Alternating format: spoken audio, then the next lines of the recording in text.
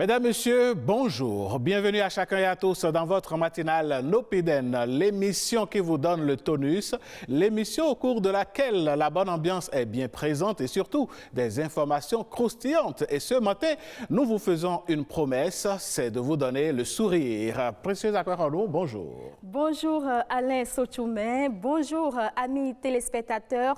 Vous étiez en train de le dire tout à l'heure, le sourire, eh bien il suffit d'un sourire pour que l'âme entre dans le palais des rêves, disait Victor Hugo. Et ce sourire, nous sommes ensemble ce matin pour le partager avec vous. Et oui, mesdames, messieurs, parlant de sourire, nous aurons donc l'humour matinal bien présent dans cette émission. Puis après, avant ça, on aura les merveilles du Bénin et la musique va s'enchaîner. Et après, on aura d'autres rubriques, naturellement, précieuse Aquarano. Tout à fait. Us et coutumes nous conduira chez les Hula et Peda. Ce groupe socio-culturel est intimement lié à l'eau, à la pratique de la pêche. On les a retrouvés ici à Cotonou, au port de pêche, pour mieux comprendre ce rapport qu'ils ont avec l'eau. Et puis, dans l'instant éco, on parlera de la production et de la commercialisation de la tomate fraîche. C'est la saison, il y en a un peu partout dans nos marchés et les prix sont en baisse.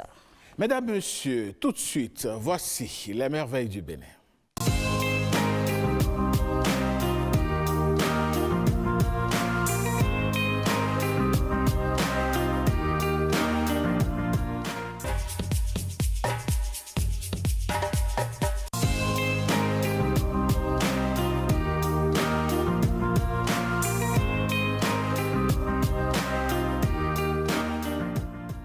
Période de vacances, période de voyage, période de détente, période de sortie. Et oui, mesdames, messieurs, les merveilles du Bénin vous permettent d'avoir une idée des coins de notre pays où vous pourriez emmener les enfants faire la découverte de la nation. Et le parc Pendjari est bel et bien occupe une bonne place dans cette liste-là. Ce matin, nous vous offrons un clip qui va certainement vous intéresser. Toute sa vie, il a été l'un des porte-flambeaux de la musique traditionnelle béninoise. L'homme s'appelle Dossou Letriki. Il ne vit plus, certes, mais ses œuvres continuent de nous faire des merveilles dans ce pays. Voici le clip du jour.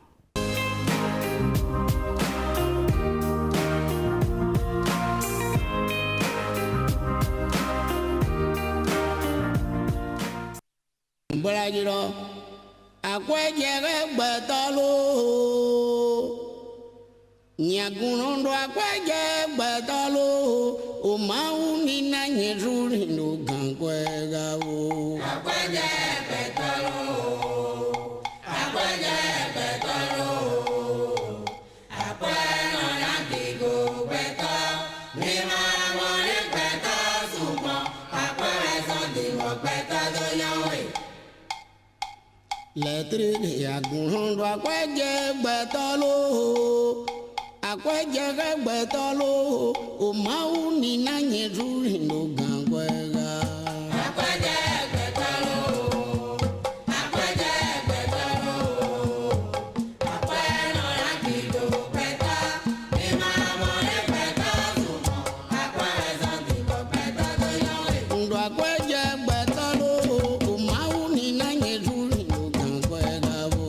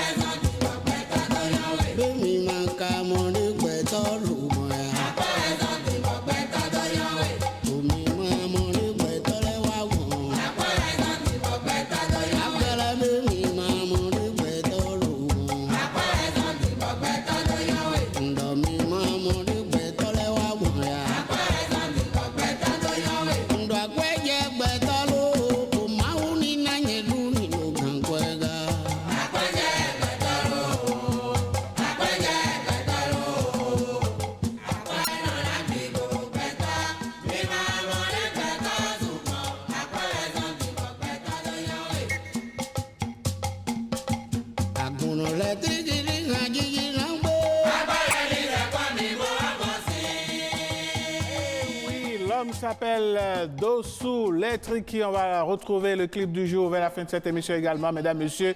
Et justement, ce clip colle à la thématique de ce matin dans le plat de résistance que nous allons vous annoncer juste après ce jingle.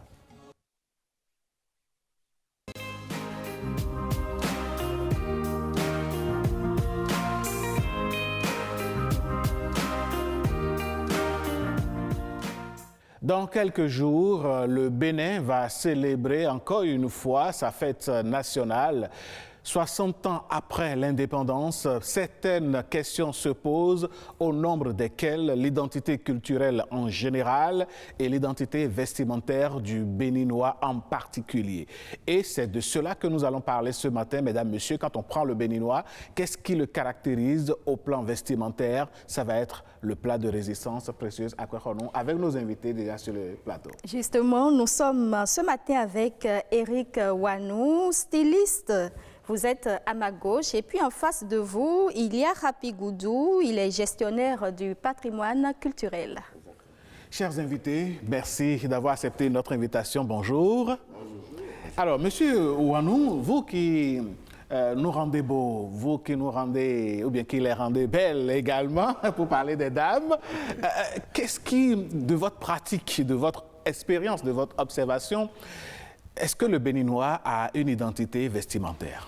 Oui, il a une identité vestimentaire, sauf que cette identité vestimentaire est, est incluse dans une identité vestimentaire globale qui est celle des Africains, des zones chaudes du monde, où nous avons les mêmes contraintes donc, qui agissent sur la manière dont nous pouvons nous habiller. Donc nous avons, je dirais, une identité globale, une identité vestimentaire globale pour tous les Africains qui vivent dans les tropiques là. Et à l'intérieur de ça, il y a effectivement des particularités qui permettent de distinguer les Béninois des Burkinabés, des Maliens, des Togolais, des Nigérians et tout ça. D'accord. Rapi Goudou, je vais vous demander, lorsqu'on voit le Béninois, qu'est-ce qui caractérise le Béninois côté vestimentaire? Je salue les téléspectateurs et je voudrais, avant d'aller sur votre question, compléter un aspect de l'intervention à M. Wanou pour dire qu'il y a aussi, disons, des tenues vestimentaires que les peuples se partagent.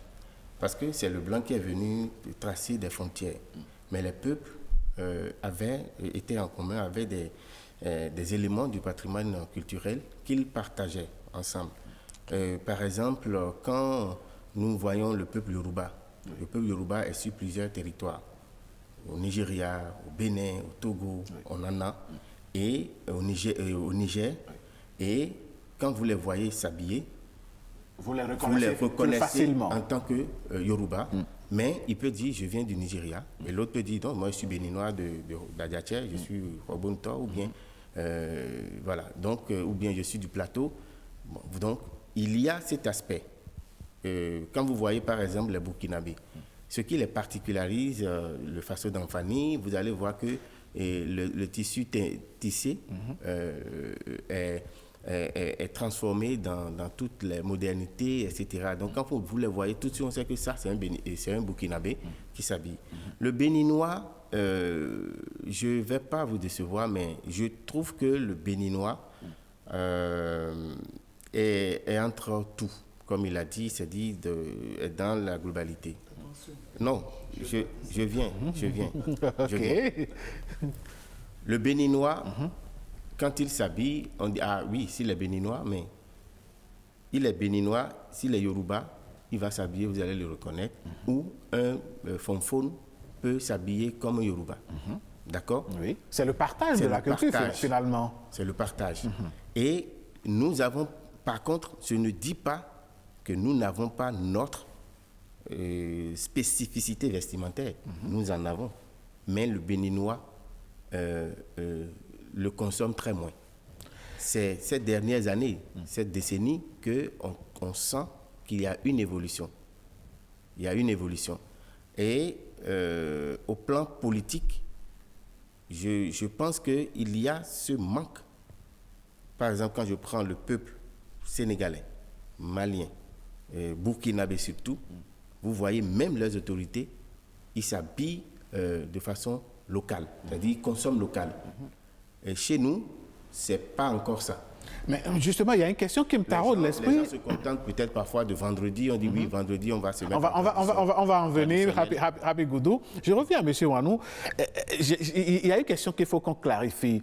Est-ce parce que je me couds une chemise avec un tissu dit local que je suis en tenue traditionnelle, ou bien il y a des modèles cousus à base de ce tissu-là qui me donnent carrément le caractère traditionnel de cet habit-là? Moi, en tant que technicien du vêtement, ce que j'appelle le vêtement traditionnel, c'est pas le tissu, c'est d'abord la coupe, la forme du vêtement. C'est déjà ça. Alors, si vous faites une chemise en tissé, vous faites une chemise, c'est-à-dire votre chemise n'est pas un vêtement traditionnel. Après, vous utilisez un tissu produit localement et donc le tissu est local. C'est pas forcément traditionnel. Je ne sais pas si vous voyez. Bien sûr, c'est-à-dire qu'on joue sur le modèle. N'est pas traditionnel obligatoirement. OK. Bon, donc, traditionnel, c'est dans la coupe, c'est dans la forme du vêtement. Même si c'est fabriqué avec une soie qui vient d'Allemagne, si ça a la forme du vêtement traditionnel, c'est un vêtement traditionnel. C'est la manière dont je fonctionne. Voilà. Donc, après, si vous fabriquez une robe en tissu traditionnel, déjà, c'est un vêtement européen. Enfin, ce n'est pas un vêtement traditionnel. Vous précisez qu'on doit habiller en vêtement européen. Une robe avec du tissu local et le chapeau. Attention, hein, on est à la télé, le tissu là n'est pas local. D'accord. Déjà. Je savais que c'est là où vous étiez en train de... Il faut qu'on sache. Le tissu n'est pas local. Bon, mais c'est notre tissu. Oui. D'ailleurs, c'est un bon exemple. Voilà. C'est pas notre coton, c'est un tissu traditionnel, mais il n'est pas local. D'accord. C'est nous qui, dans notre culture, traditionnellement, avons l'habitude de porter des tissus chatoyants. OK. Voilà. Donc, il porte nos traits culturels, ce tissu-là, bien qu'il n'ait pas été produit chez nous. D'accord. Mais dans la manière de façonner le vêtement, c'est très européen. C'est une robe. OK. Voilà. Donc, quand on dit robe, le dictionnaire dit ce que c'est. Ce n'est pas un vêtement traditionnel béninois. D'accord. Mais monsieur Wanou, Happy Goudou, tout à l'heure, dans son intervention, a touché du doigt une réalité. Il pense que le déclic devrait venir des dirigeants, si les dirigeants s'habillaient de façon traditionnelle. Ça, c'est très vrai. Je veux dire, il a bien fait d'aller directement là-bas. C'est ce que je me préparais à vous dire. Quand j'ai lu le thème du débat, je me suis dit identité vestimentaire. Vous savez, dans la vie de tous les jours, le citoyen ordinaire, il s'en fout de l'identité vestimentaire quand il s'habille. Il s'habille pour être beau. Il s'habille pour se mettre en valeur. Et donc, si le vêtement qui le met en valeur vient de Mars, c'est ça qu'il porte.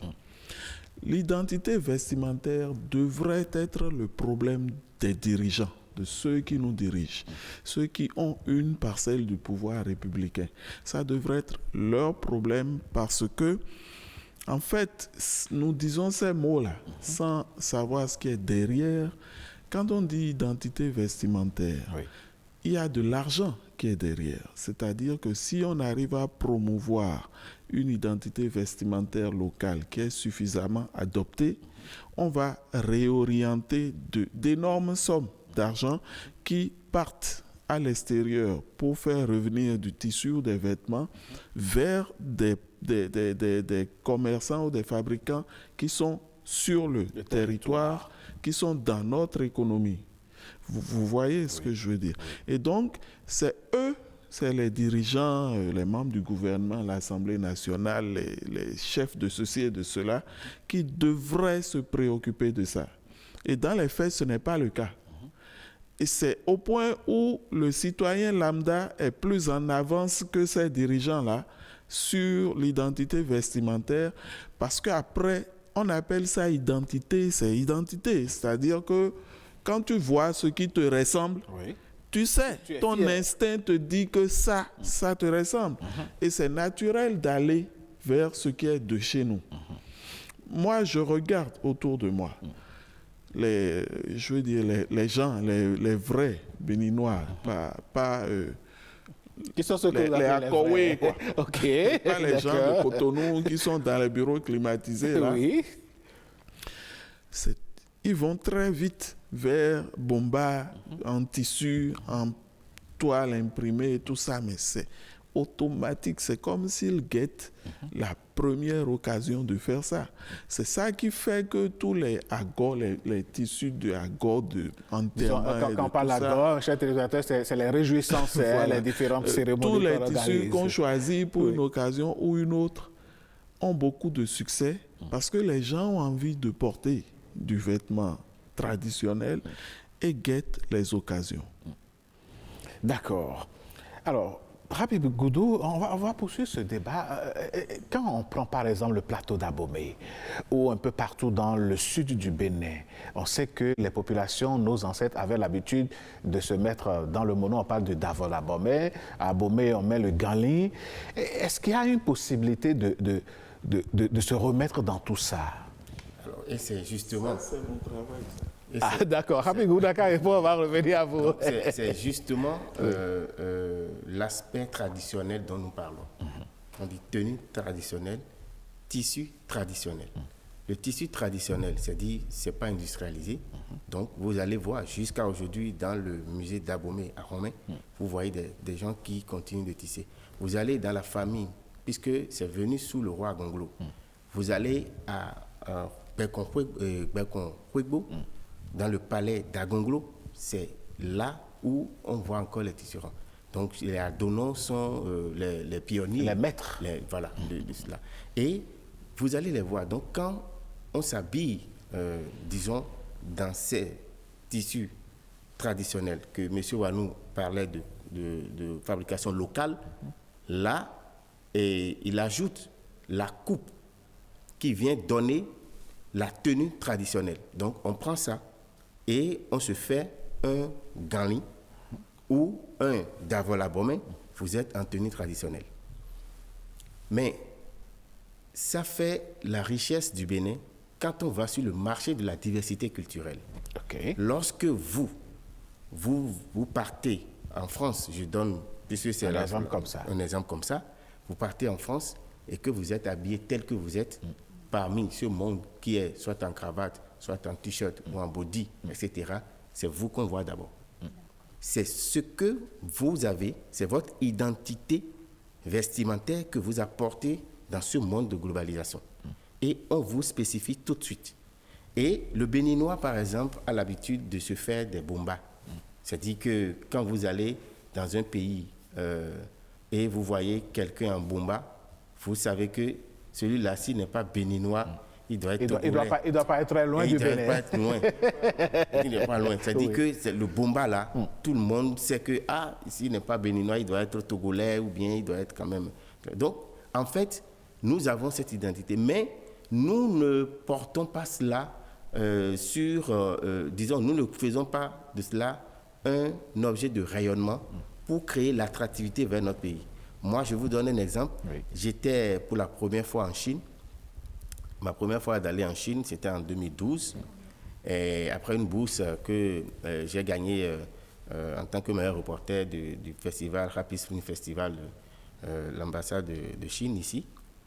Et je m'étais habillé donc, de façon traditionnelle. J'ai fait le tchanka, le tchanka complet. Le tchanka qui n'est d'Abomey. pas vraiment du pantalon, qui n'est pas vraiment une culotte non plus. Exactement. Donc, Oui. et j'ai mis un gros là-dessus, avec les symboles du roi Béanzin et Glélé.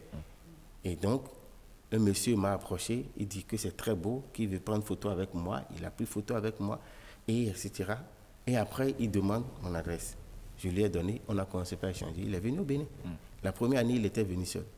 L'année et 2 ans après, il est venu avec une colonie, c'est-à-dire qu'il a organisé. Et là, c'est des richesses pour le pays. Puisque tout ce beau monde doit quand même... Ils ont visité Abomey, ils ont visité Ouida, Porto Novo, tout ça, parce qu'en ce moment, bon, le parc Pendiari, c'était pas encore ça, mais ils ont visité tout ce qui est dans la partie méridionale du pays. Ils ont fait 2 semaines. D'accord. Et ils ont augmenté l'économie quand même au plan. Donc, cela veut dire que chacun doit jouer sa partition pour promouvoir ce que nous portons. D'accord. Je connais M. Marcel Zounon. Je ne l'ai jamais vu. Le directeur du Ballet National. National. Je ne l'ai jamais vu. Mais il faut reconnaître que ces tissus fabriqués localement sont plus chers. On va revenir à cette question, Rapide Boudou. Voilà. On va passer la parole à présent à certains Béninois qui se sont exprimés sur la question. Mesdames, Messieurs, voici leur avis. Si je prends mes cousins d'Abomey, l'État mettent les pailles au cou. Mais au Ghana, ça se fait aussi. Si je prends mes parents Nago, c'est le Agbada, le Achoké. Mais regarde, allez au Burkina Faso. Mais leur tenue là identifie en même temps que ceux-là sont du Burkina Faso et ils sont de telle région. Le Burkina Faso Nord, le Burkina Faso Sud, le Burkina Faso centre. Quand on voit quelqu'un en basin riche, on sait que ça, celui-là, c'est un Malien. Mais ici au Bénin, nous, on n'a encore rien pratiquement, à part le bomba qu'on sait coudre et la tenue veste qu'on porte à tout moment. Créer plein de modèles, mais à chaque fois, costume, même en pleine chaleur, on est à l'aise dedans. Bon. En tout cas, moi, j'aime pas quand même. Regardez Boari, regardez les Sénégalais, les Ivoiriens, les Nigériens, les Togolais. Mais nous, on a tellement copié le français. On s'oriente vers le mimétisme, fait comme l'autre. Et on oublie notre identité propre, notre identité culturelle.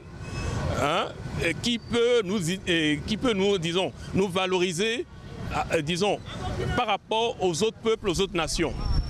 Il n'y a pas beaucoup de personnalités ou bien de gens, voilà, qui suivent l'exemple. Ce qui fait que, bon, c'est un peu dommage quand on va à des réunions d'un certain haut niveau, on arrive vite à identifier le Sénégalais, juste parce que, bon, par son style vestimentaire, on arrive vite à identifier peut-être le Nigérian, etc.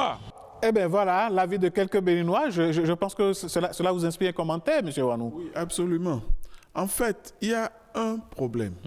Les Sénégalais, les Ivoiriens, les Burkinabés, on donne beaucoup ces exemples-là. Ce qui se passe, c'est quoi? C'est que dans chaque pays, il y a toujours plusieurs courants culturels. Donc, si on parle d'identité culturelle béninoise, vestimentaire, on va trouver plusieurs tendances. Ce qu'ils ont fait dans ces pays-là, c'est qu'ils ont choisi l'une des tendances-là dont on a fait la tendance majeure ou la tendance il y a comme une principale, voilà, une synthèse, et dans laquelle tout le monde se met. Et c'est encore un problème politique. Parce que vous savez, on s'habille beaucoup par rapport à ce qui se fait. Dans un pays, si le chef prend une allure, a des habitudes vestimentaires, tout le monde suit ça. On n'y peut rien. Vous connaissez l'affaire de Berluti, non? Oui, c'est venu à la mode au Bénin quand? Je ne vais pas appeler l'année. D'accord. Donc, c'est politique. C'est la responsabilité de ceux qui nous dirigent de guider les gens.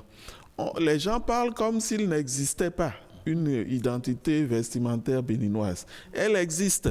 Ah oui? Et elle est plurielle. C'est-à-dire qu'il y en a beaucoup. On a le choix. Mais les gens pensent qu'il y a un téléspectateur qui l'a dit, mais à part le bomba, qu'est-ce que nous avons? On en a plein. J'étais dans le bureau d'un très haut patron. Je parlais de l'habillé. Dans la conversation, il dit, oui, mais qu'est-ce que nous avons? On n'a rien en matière de vêtements. Je dis, Monsieur le Président, ne dites plus ça. c'est pas, on ne doit pas, on a plein de choses. Est-ce que ce n'est pas votre mon faute si nous, autres citoyens, alors là, on ne connaît pas, on ne connaît pas le modèle? Non, on ne vous accuse pas, je vous pose la question. Oui, monsieur, je vous réponds. Pas à vous, monsieur Wasso, intuitif personnel, mais vous les créateurs, les stylistes. Les créateurs, je vous explique où est le problème. Mhm. Nous, en tant que créateurs, nous sommes des gens comme vous. Oui. Nous faisons ce que nous pouvons. Je n'ai que les moyens que j'ai. Tout à fait. Et donc, initialement, je fais ce qui se vend. Je prends déjà des risques de ne pas fabriquer des costards et d'essayer de proposer du vêtement original à partir d'inspiration locale. C'est déjà des risques que je prends sur la possibilité d'écouler ce que je produis. Et ceux dont c'est la responsabilité de stimuler ça devraient me soutenir pour le faire. Alors, ils ne le font pas. C'est comme je vous dis, on n'est que nous. Et nous n'avons pas les moyens de changer la manière dont la grande masse réfléchit. C'est les moyens publics qui doivent servir à ça et c'est les dirigeants qui doivent prendre cette décision-là. Vous êtes gestionnaire du patrimoine culturel. Les tenues locales, on les retrouve souvent dans les manifestations. Est-ce que c'est ça qui nous empêche de voir réellement, comment dire, qu'il existe que le Bénin a une identité culturelle? Est-ce que le fait que ce soit uniquement centré lors des manifestations qui nous empêche de voir tout de suite que le Bénin a... C'est des choses qui sont douloureuses. Excusez-moi. J'essaye de comprendre. J'essaye de comprendre. Le consommateur, non, vous savez, M. Wanou, vous produisez pour le consommateur. Vous n'êtes pas engagé pour faire disons, un combat de promotion ou de valorisation de l'identité vestimentaire. Parce que cette mission doit être accompagnée par la politique, c'est-à-dire que par les dirigeants. Il y a un fonds et on sait que... Elle parlait on voit les tenues traditionnelles. Oui, souvent dans les manifestations, même pas... Le problème, c'est ce que je vous disais. Les gens regardent comment les autres s'habillent pour s'habiller. Les tenues traditionnelles sont admises dans les manifestations. Vous voyez combien de fois les gens ont de la joie à les porter à ces occasions. Ils ne les portent pas pour aller au bureau parce que le patron ne porte pas ça pour arriver au bureau. Donc vous pensez que la responsabilité, ça revient aux autorités? Oui, uniquement. Je peux vous donner un exemple. Vous savez, monsieur, nous sommes dans une, disons, je ne vais pas parler de colonisation, mais une civilisation moderne qui impose, par exemple, une langue étrangère comme langue de travail. D'accord? Et donc, la conformité, peut-être, oblige les dirigeants, parce que ce n'est pas un dirigeant que nous avons connu en 60 ans d'indépendance. N'est-ce pas?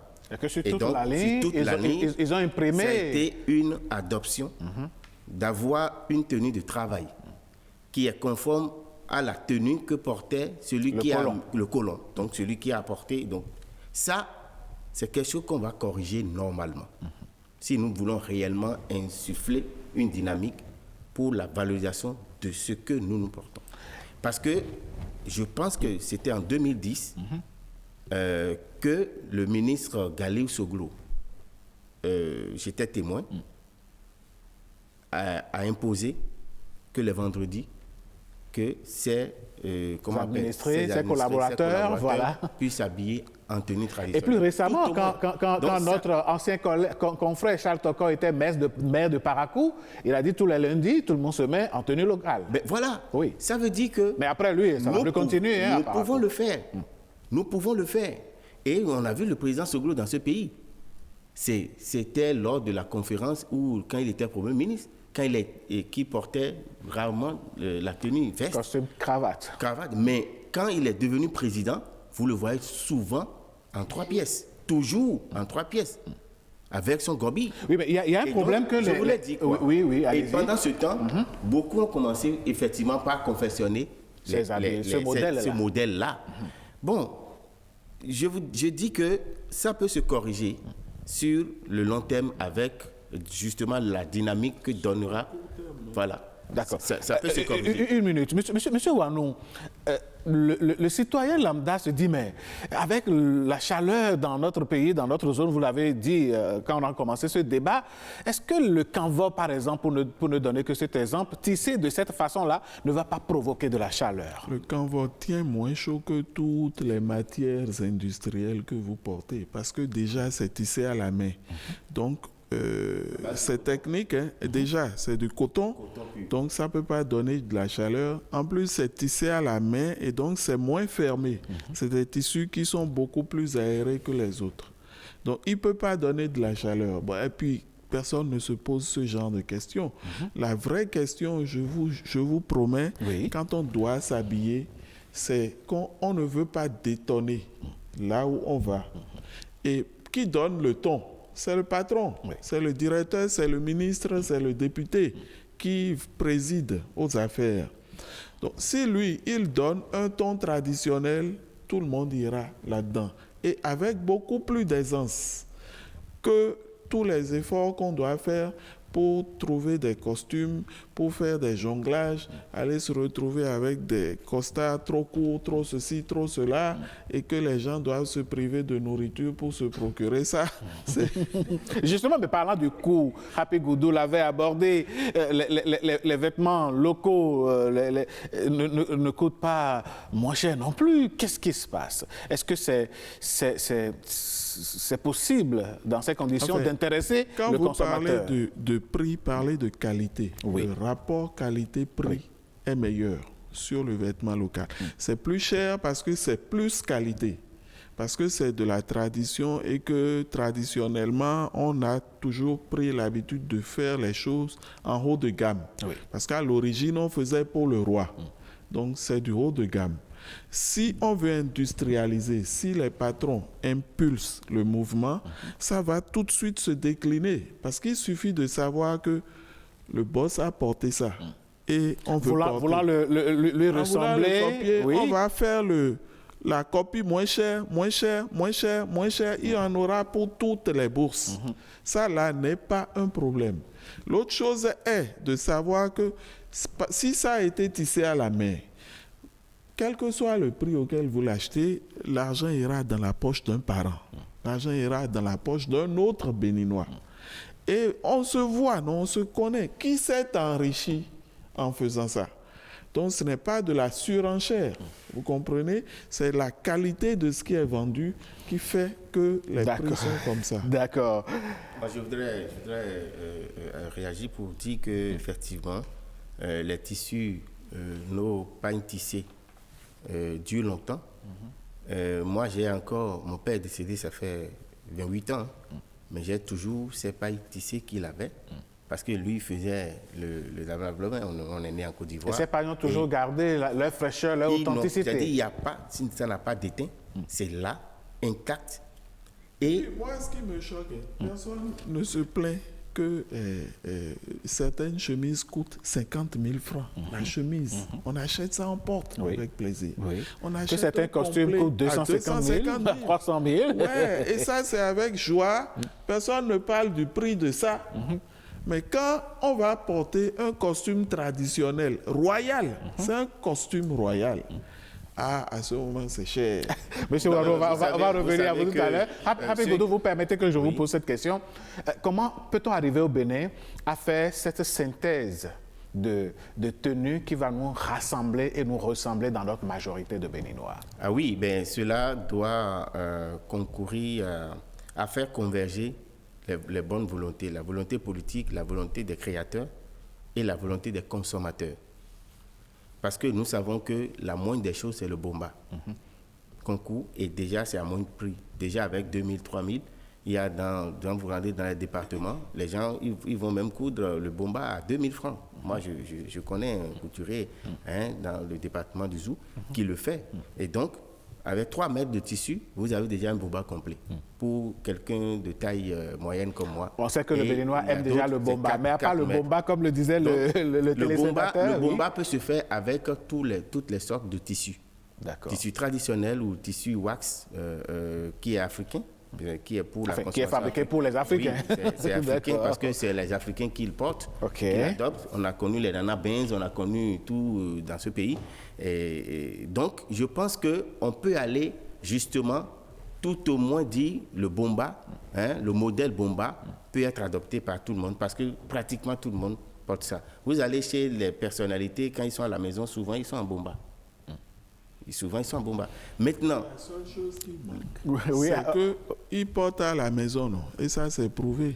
De porter ça au bureau lundi matin, et le tour est joué. De le rendre public. C'est tout. Et officiel, pourquoi pas? Mais de porter ça en privé, là, comme si c'est pyjama. Mais monsieur Wanou, je vous pose la même question. Nous sommes d'accord sur le bomba. Mais à part le bomba, comme le disait le concitoyen dans la Vox Pop, à votre avis, en tant que créateur et technicien de la mode et du style, quel processus pourrait nous amener à faire une synthèse pour retenir 2 ou 3 autres tenues? En fait, la démarche, c'est qu'on pourrait retenir le bomba comme le vêtement national, central. Et après, vous savez, l'habillement, c'est aussi le moyen le plus utilisé pour se distinguer, pour se démarquer. Il y a d'autres ressources. Et donc, ceux qui ont envie de se démarquer un peu par rapport au style général pourront aller vers les costumes un peu plus orientés, plus locaux, genre les tacos. Oui, les tacos. J'admire ça, j'adore des tenues formidables. C'est formidable. C'est beaucoup de prestance, beaucoup d'aisance. Et puis je rappelle que le taco est fabriqué majoritairement dans le nord du pays. Dans le nord du Bénin. Et donc, vous savez, quand nous disons bomba, vêtement central pour tout le monde, il y a la variante des danchiki qui font un peu moins habillés. Et donc, le jour où vous voulez être relax, au lieu de porter bomba, vous allez porter danchiki. Vous voyez, c'est tout un code. Et il y a autant de ressources et de codification que dans les vêtements européens, avec les couleurs, les formes, les vêtements, ce que le marié porte, ce que les garçons d'honneur portent et tout ça. Tout cela existe et est disponible. Il manque seulement que ceux qui nous dirigent puissent impulser l'exemple. Qu'ils donnent l'exemple. Mais vous permettez, je trouve une autre dimension de la question qui ressemble un peu à ce qui se passe au plan linguistique. Vous savez, vous avez évoqué le taco. Le taco, disons, symbolise une région du Bénin. Et quand on prend le danchiki, comme vous avez dit... Là, on se retrouve dans le plateau de l'Obé. Vous voyez, et ainsi de suite. Les dirigeants ont eu des problèmes à avoir une langue nationale pour le Bénin. Les autres pays qui arrivent à adopter une identité vestimentaire, parfois ils ont une langue nationale.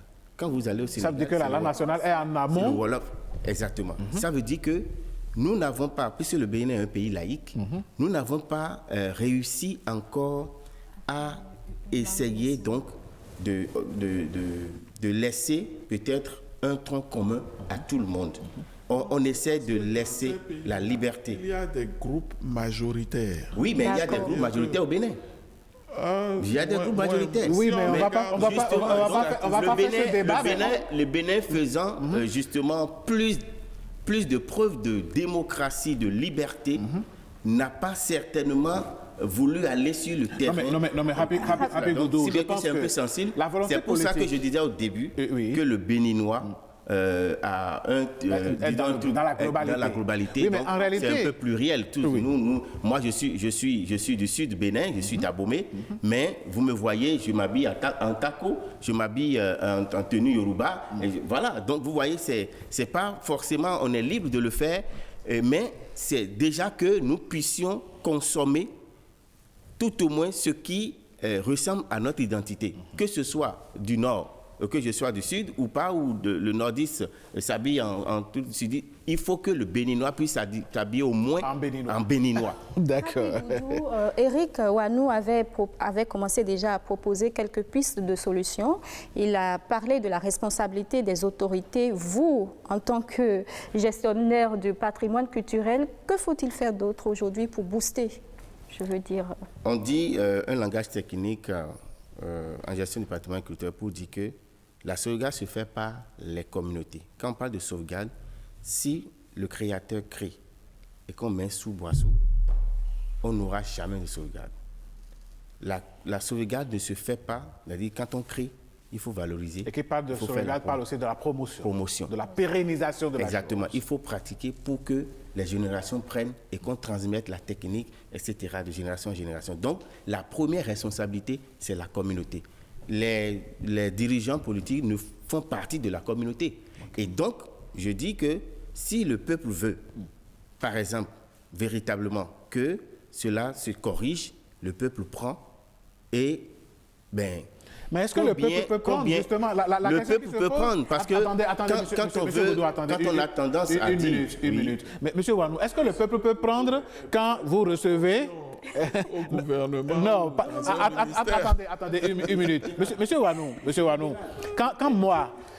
Une minute. Quand moi, citoyen, je me mets à la place du citoyen, moi je représente le citoyen sur ce plateau. Si le gouvernement ou bien le ministère ou bien une autorité veut me faire l'honneur de m'inviter et que sur le carton d'invitation, on me dit tenue de ville ou bien costume, cravate exigé, qu'est-ce que je fais? Est-ce que je peux faire autre chose? Oh, vous ne pouvez pas.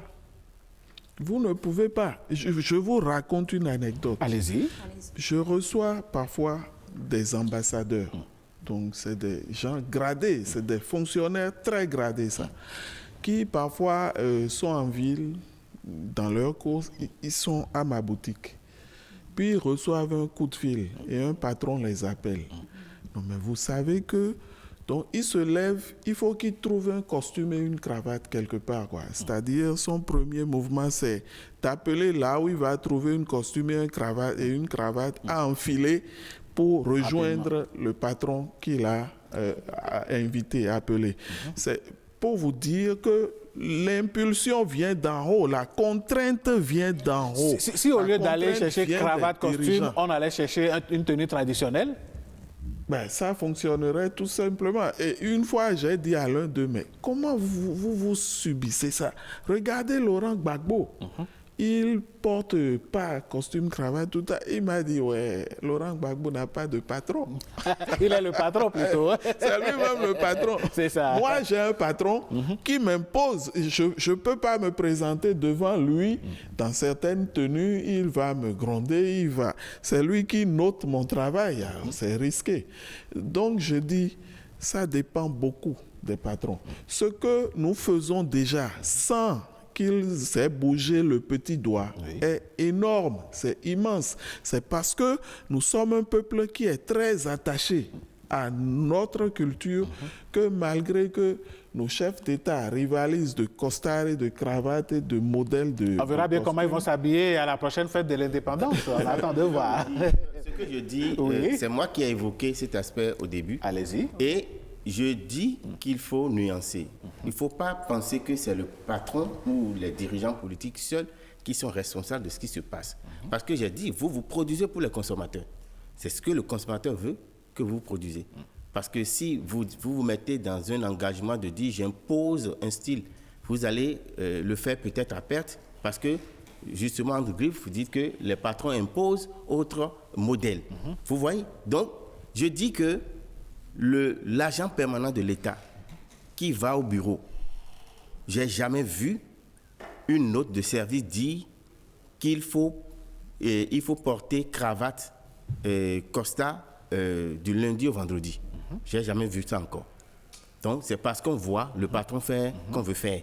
Et si je ne veux pas faire comme le patron? Oui, mais il y a des exemples. Il y a un problème psychologique aussi. Patron, vous prenez le risque d'être désapprouvé par le patron, mais par vos collaborateurs. Si tous les agents permanents de l'État prennent conscience de cela et commencent, le patron va renvoyer qui? Happy Goudou, c'est comme si vous posez la question de savoir si au Conseil des ministres, le président est en costume cravate, bien là, et puis tous les ministres sont en tenue locale. Qu'est-ce qui va se passer? Le président va les renvoyer ou bien comment ça va se passer? C'est ça justement. Oui. Le Conseil n'aura pas lieu. Ah oui? Moi, je ne suis pas d'accord. Je pense qu'il y a des codes vestimentaires à chaque événement. Donc, à chaque disons, si par exemple on dit Conseil des ministres, hein, en tant qu'événement, à chaque circonstance, c'est tenu.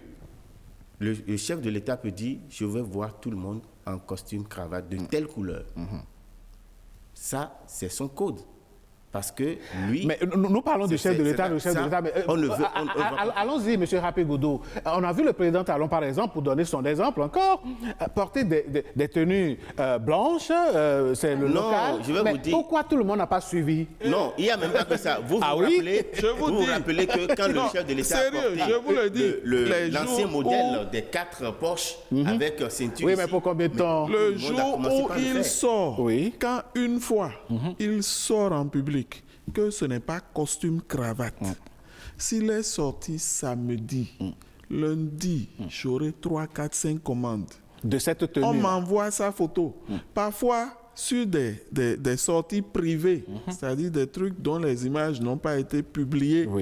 Je reçois des photos de lui où on me dit trouve ce tissu. C'est dit donc que le leader a donc un grand rôle à jouer là-dedans. Je vous parle de Berluti. Est-ce que lui, il n'a jamais dit Berluti? Jamais. Alors, allez, mais ça s'est fait tout seul. Précieuse Akwehonou, je pense que le temps est parti au débat est en train d'aller à sa fin. Oui, nous allons devoir donc mettre un thème à ce débat, n'est-ce pas, Alain Sochoumen, pour retrouver nos peuples Fula et Peda. Mais avant, on va demander à nos invités de placer donc le mot de fin. Moi, je vous remercie déjà pour avoir identifié un thème pareil, parce que lorsqu'on va le multiplier, je pense que cela va faire partie aussi d'un outil de sensibilisation. Et il faut aussi que nous, hommes de médias, nous puissions jouer notre partition pour amener et les dirigeants et les communautés, parce que les communautés, pour moi, ont la lourde responsabilité. Ça, je pèse bien mon mot. Mais nous jouons parce que quand Laurent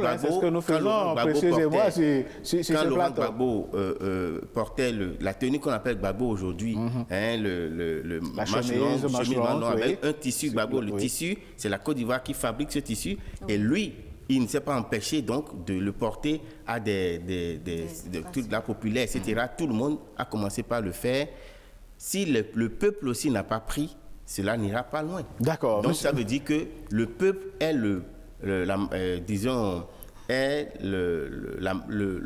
forme la majorité donc des consommateurs. D'accord. Et il faut que on vous aura compris, Rapé-Goudou. Monsieur Wano, en une minute pour terminer, pour si vous l'avez compris. Je dis, le peuple béninois, il a une identité vestimentaire très claire, il en est conscient et il l'exploite beaucoup. Et que dans notre cas, ce sont les dirigeants qui sont le barrage, qui empêchent le peuple d'exploiter davantage son identité vestimentaire. Parlant d'identité vestimentaire, mesdames, messieurs, nous n'avons pas la prétention d'avoir effectué donc tout le tour de l'horizon. Chacun est libre donc de porter ce qu'il a envie de porter et d'être ambassadeur de notre pays partout où il se trouve. Sur ce, mesdames, messieurs, nous allons marquer une toute petite pause et vous retrouver juste après. L'ORTB se rapproche encore plus de vous. La nouvelle application mobile de l'ORTB avec plus de dynamique, plus de design, plus de couleurs, plus de facilité. Vos chaînes de radio, votre télévision nationale et BB24 en direct, c'est sur Play Store. ORTB Mobile, toujours plus proche de vous. Il s'ouvre le boulevard de la culture et ce sont nos parents, justement les Khla, comme disait Précieuse Akwehonou, qui vont nous accueillir dans Us et Coutumes.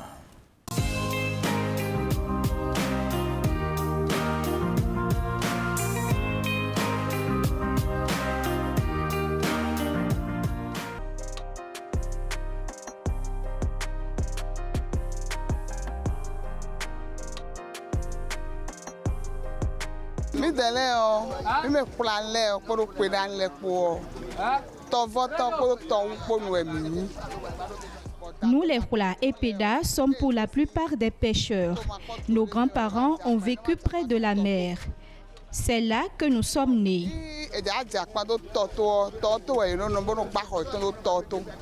Nous sommes restés pour pratiquer la pêche.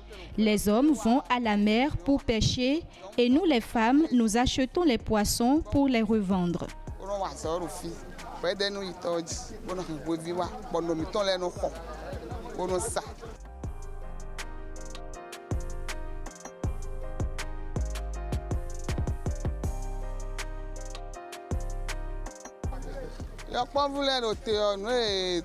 Jusqu'à l'âge de 5, 6, 7 ans, les enfants commencent déjà à apprendre à nager.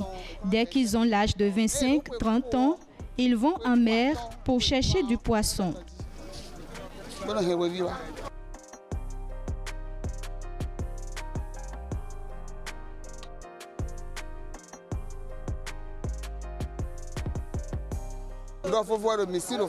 Nous avons différentes sortes de filets.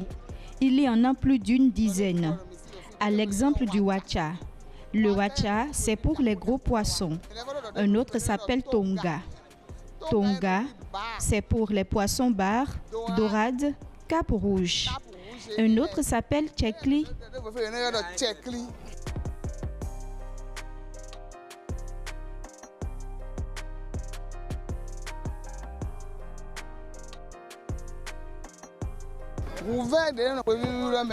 Nos difficultés sont nombreuses.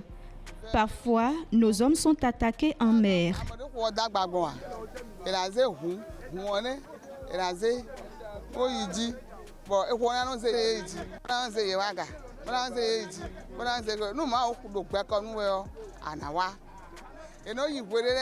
La dernière fois, ils ont été braqués. Heureusement que personne n'a perdu la vie.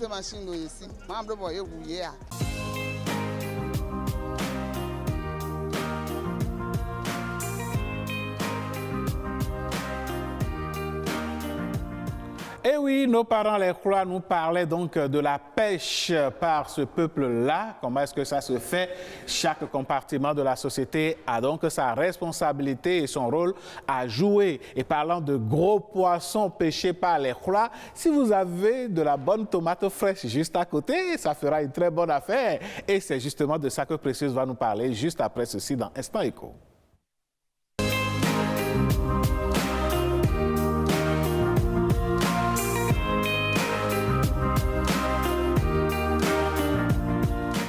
Précieuse Akwerono, vous l'avez promis, on parlera de la commercialisation et de la production. De la production de la tomate. Vous connaissez les bonnes choses, Alain Sochoumé. Et pourtant, c'est les femmes qui connaissent bien plus la cuisine. Non, moi je suis resté beaucoup avec maman, donc vous voyez, en tant qu'aîné, il va falloir... J'avais la responsabilité de connaître pas mal de choses. D'accord. Alors, on parle de la tomate dans l'instant éco. La tomate est l'une des plus importantes cultures maraîchère au niveau mondial. Au Bénin, elle est cultivée sur toute l'étendue du territoire. Les variétés locales et améliorées sont les deux catégories de variétés de tomates produites au Bénin. Il faut également dire que 80% de la production annuelle sont concentrées dans les 3 départements du sud du Bénin. La technique de la production de la tomate demeure traditionnelle. Elle est consommée sous différentes formes, fraîche, purée, concentrée poudre, conserve de tomate. Le rendement de la tomate dépend des variétés utilisées et des saisons. En saison des pluies, les rendements varient généralement entre 10 et 25 tonnes par hectare. En saison sèche, dans le sud Bénin, les rendements varient de 5 à 10 tonnes Les rendements varient de 5 à 10 tonnes par hectare. Au nord Bénin, en saison sèche et fraîche, les rendements varient de 20 à 40 tonnes par hectare, suivant les variétés. Quand on coupe un peu et puis on fait le moyo là, ça marche très bien. Hein? Tout à fait. Je vous ai entendu parler de conserves. Moi, je pense qu'il faut éviter les conserves au maximum, à moins que ce soit nous-mêmes qui fabriquons nos conserves. Oui, ça se fait à la main. N'est-ce pas? Oui, à la maison, ça se fait. D'accord. Et Alain Sochoumé, vous savez comment réussir la culture de la tomate? Non, dites-moi. Non, oui, certainement. Oui, allez-y. Non, c'est vrai que je faisais un peu le jardinage, mais à grande échelle, non. D'accord. La réussite de la production de la tomate dépend de la période, de la maîtrise de l'eau, du type de variété, de la qualité de la semence également et du respect de l'itinéraire technique. Alain Sochoumé, Ça va je être, crois chaque citoyen peut quand même avoir un petit jardin et faire de la Ah ben oui, tomate. moi, même si ce n'est pas destiné à une grande commercialisation, on peut le faire pour subvenir aux besoins de la famille. Vous avez raison. Vous avez raison. Je fais partie de ceux qui croient qu'il ne faut pas terrasser toute la maison et mettre du ciment et du béton partout. Il faut réserver donc, je dirais, une part de terre quelque part. On met des piments, des tomates. Ça fait toujours du bien. Allez, merci beaucoup, Précieuse Akwekonou, de nous avoir filé toutes ces belles informations de business. Cela donne certainement une idée à un téléspectateur ou une téléspectatrice. Eh bien, engagez-vous et nous allons produire de la richesse. Allez, mesdames, messieurs, dernier acte de la célébration de ce matin. Voici l'homme qui répond au nom de Dossou Letriki. Ça va être du Massé. Eh ouais, c'est notre identité culturelle également.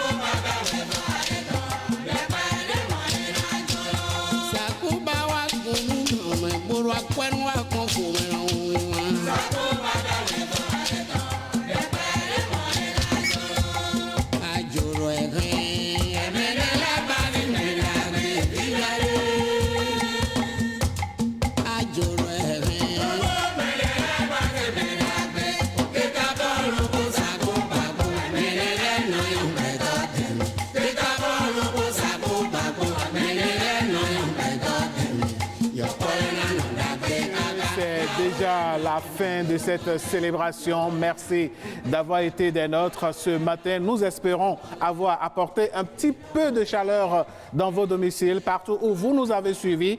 Excellente suite de journée à chacun et à tous. Précieuse Akwekonou, merci d'avoir présenté cette émission avec moi. C'est un plaisir pour moi d'être avec vous chaque fois. Je vous souhaite une excellente journée. On se retrouve très prochainement pour d'autres numéros.